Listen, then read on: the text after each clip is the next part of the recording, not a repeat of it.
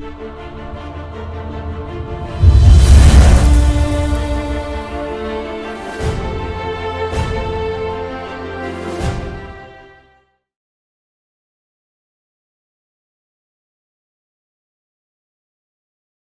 then it was a very, very long process. No one's ever really, it's rare to get inside a Fortune 500 company, those of you, and so we got in the first store, and then there were all kinds of rules and regulations and little holding pens that we had to kind of adhere to, and then we got literally holding pens. Like you walk in and they're like, no, you'll have to be in here, and you can't see this. And the toy business is incredibly secretive.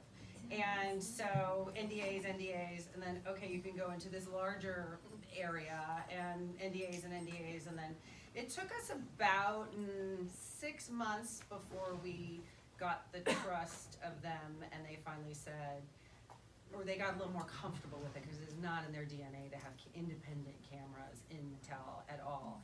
And then they said, okay, we'd like to tell you something, and you guys will, and sign these, and so we signed a whole bunch, and then we got a little more free, the ability to roam somewhat freely around Mattel. So it was definitely a lesson in being patient and being nimble and persistent.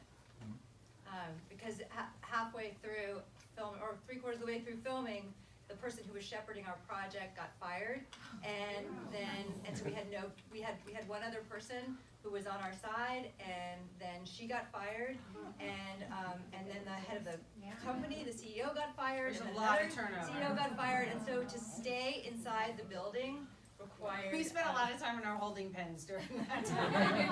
A lot of patiently, pitching and repitching, Yeah. and holding their hands, and ultimately convincing them that it was okay to talk about some of the darker moments in Barbie's life. So, because we had to start out, Andrea started out with a story that she wanted to tell, and it was just, the lesson in persistence was maintaining, and it was true once we got in there. I was like, oh yeah, this is definitely the story we want to be telling of the people behind the brand, and just to continue to remind all the new people, this is the story we want to tell, and with all the turnover and everything, and then even in the post-production process, wait, we thought it was something else. It's like, no, here's, all the many times that we pitched you exactly the story we wanted to tell since day one. So it was a real, nice feeling to be able to end up with the story that we set out to tell. So we hope you enjoy it. Could Barbie ever have been uncontroversial? I don't think so, because for the past 50 years, femininity has been a contested space. In the past, dolls had all been baby dolls. They had all been about teaching little girls how to nurture. Barbie was a wildly revolutionary toy. Barbie became things that real women hadn't become. She had broken barriers. These dolls enable girls to tell stories about dreams. She's been around 55 years, but the last few years have been trying for Barbie. Barbie was everything we didn't want to be, and we're being told to be. Some people think Barbie needs to be liberated. You look at television and film and music, and you see the same body type being idealized. Perception on Barbie is that she's vapid, materialistic, she's not healthy for girls.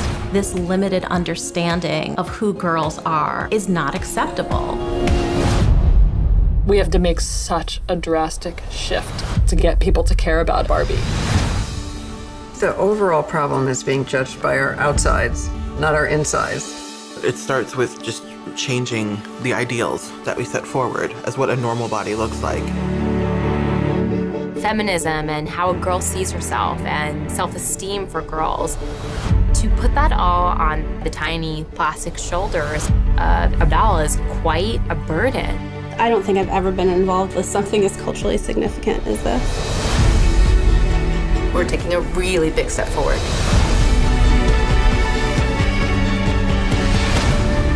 I don't want Barbie to be history.